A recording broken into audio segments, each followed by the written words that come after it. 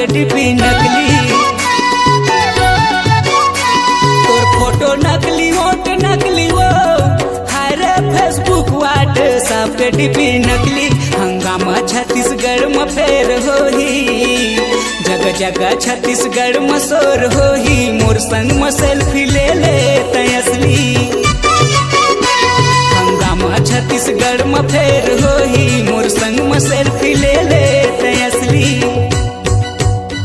तोर फोटो नकली वोट नकली वो, हाय रे फेसबुक व्हाट्सएप के डीपी नकली। हंगामा छत्तीसगढ़ में फेर होही, जगह जगह छत्तीसगढ़ में शोर होही, मोर संग में सेल्फी ले ले तय असली। हंगामा छत्तीसगढ़ में फेर होही, मोर संग में सेल्फी ले ले तय असली।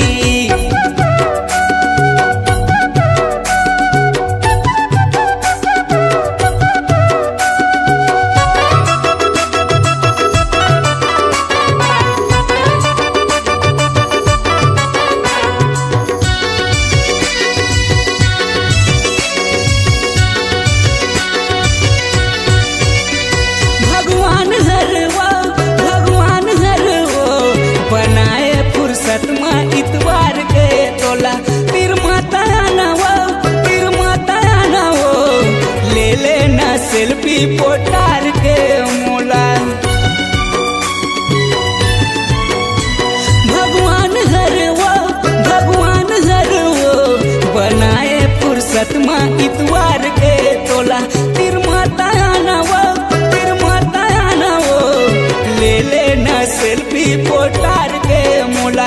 हंगामा छत्तीसगढ़ में फेर होही, जगह जगह छत्तीसगढ़ में शोर होही, मोर संग में सेल्फी ले ले तय असली। हंगामा छत्तीसगढ़ में फेर होही, मोर संग में सेल्फी ले ले तय असली।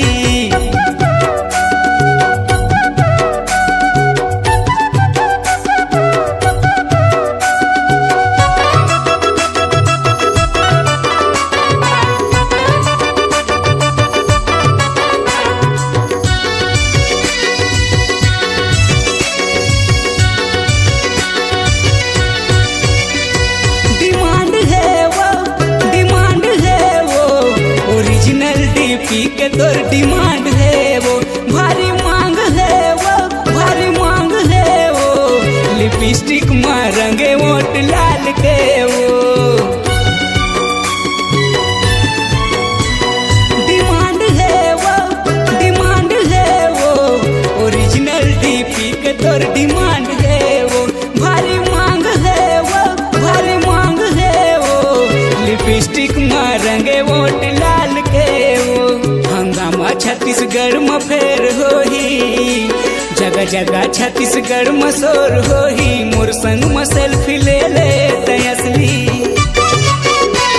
हंगामा छत्तीसगढ़ में फेर होही, मोर संग में सेल्फी ले ले तय असली। तोर फोटो नकली वोट नकली वो, हाय रे फेसबुक व्हाट्सएप के डीपी नकली। हंगामा छत्तीसगढ़ में फेर होही, जगह जगह इंडिया में शोर होही, मोर संग में सेल्फी ले ले तय असली। हंगामा छत्तीसगढ़ में फेर होही, मोर संग में सेल्फी ले ले तय असली। तोर फोटो नकली वोट नकली वो, हाय रे फेसबुक व्हाट्सएप के डीपी नकली। हंगामा छत्तीसगढ़ में फेर होही, जगह जगह इंडिया में शोर होही, मोर संग में सेल्फी ले ले तय असली। हंगामा छत्तीसगढ़ में फेर होही, मोर संग में सेल्फी ले ले तय असली। हंगामा छत्तीसगढ़ में फेर होही, मोर संग में सेल्फी ले ले तय असली। हंगामा छत्तीसगढ़ में फेर होही, मोर संग में सेल्फी ले ले तय असली। हंगामा छत्तीसगढ़ में फेर होही, मोर संग में सेल्फी ले ले तय असली। हंगामा छत्तीसगढ़ में फेर होही, मोर संग में सेल्फी ले ले तय असली।